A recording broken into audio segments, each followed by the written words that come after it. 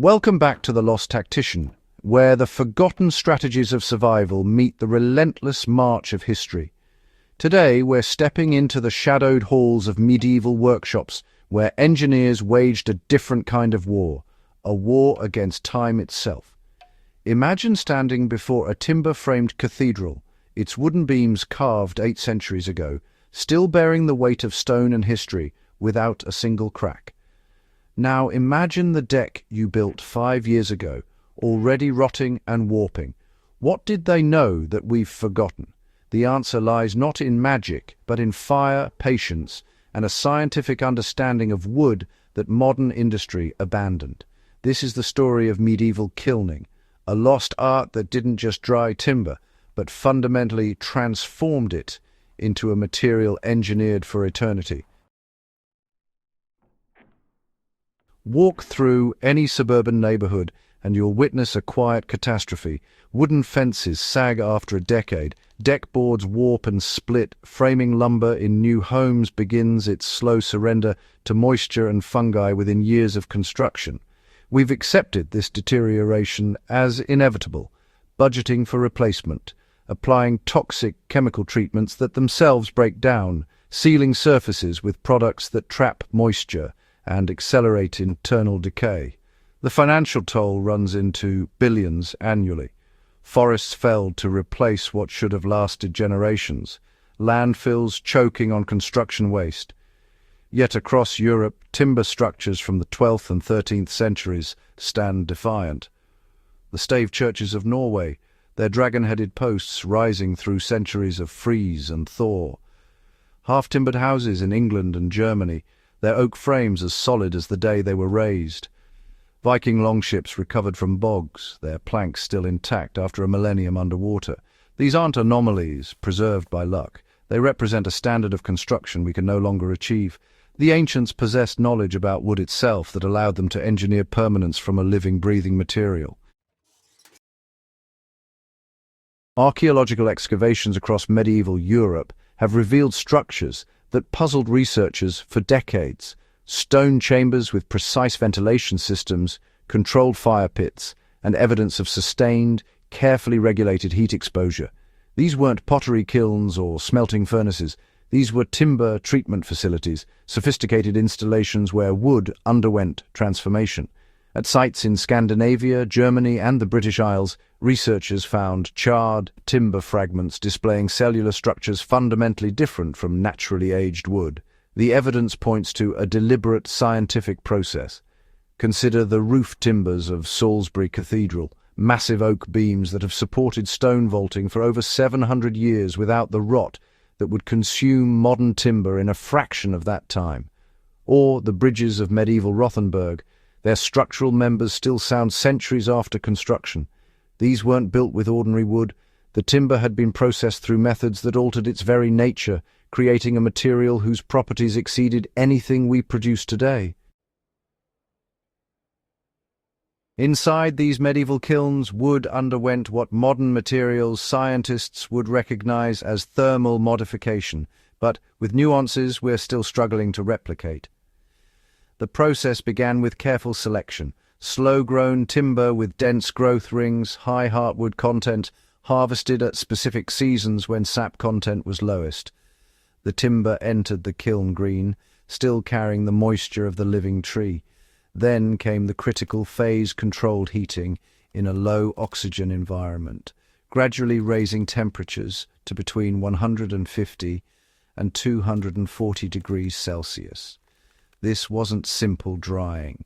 At these temperatures, fundamental chemical reactions occurred within the wood's cellular structure. The hemicellulose, which normally absorbs moisture and provides food for fungi, began to break down and reorganize.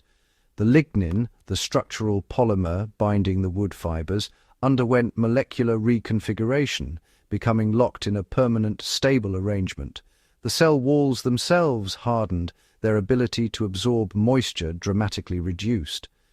Smoke from carefully selected woods, often oak, ash, or aromatic hardwoods, permeated the timber, depositing compounds that acted as natural preservatives while the heat drove them deep into the grain. Some kilns utilized controlled steam injection. Others maintained specific humidity levels, creating atmospheric conditions that enhanced the transformation. The result was wood, fundamentally altered at the molecular level, its hygroscopicity reduced by up to 70%, its resistance to biological decay increased beyond anything nature alone could provide. Compare medieval kiln-treated oak to modern pressure-treated lumber, and the differences become staggering. Modern treatment forces toxic chemicals into wood under pressure, creating a poison barrier that eventually leaches away. The medieval process created permanent change from within. The wood's dimensional stability, its tendency to swell and shrink with moisture changes, was dramatically reduced, preventing the warping and cracking that plague modern construction. Its resistance to insect infestation became nearly absolute. The modified cellular structure offered nothing for beetles or termites to consume. Even fire resistance improved. The altered lignin structure and reduced moisture content meant the wood charred slowly, forming a protective carbon layer rather than igniting readily. This allowed medieval engineers to construct timber spans that would be impossible with modern wood. Unsupported roof beams stretching 15 meters or more, intricate carved details that survived centuries exposed to the elements, structural members bearing loads that would crush contemporary lumber. The practical applications transformed medieval architecture. Buildings could be designed with confidence in their material's permanence, and entire communities could be constructed from a material that would outlast stone in many applications. Today, researchers in materials science laboratories across Europe are attempting to decode and replicate these medieval processes.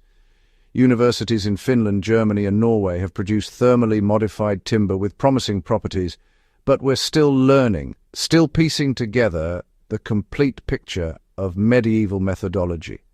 The implications reach beyond historical curiosity into urgent contemporary need. Imagine a construction industry built on materials designed to last not decades but millennia. Buildings that improve with age rather than deteriorate. Sustainable forestry where each tree harvested becomes a permanent resource. The technology existed centuries ago, refined through generations of patient observation and empirical testing. It required no petroleum products, no toxic chemicals, no energy-intensive industrial processes. Just fire, time, knowledge, and respect for the material.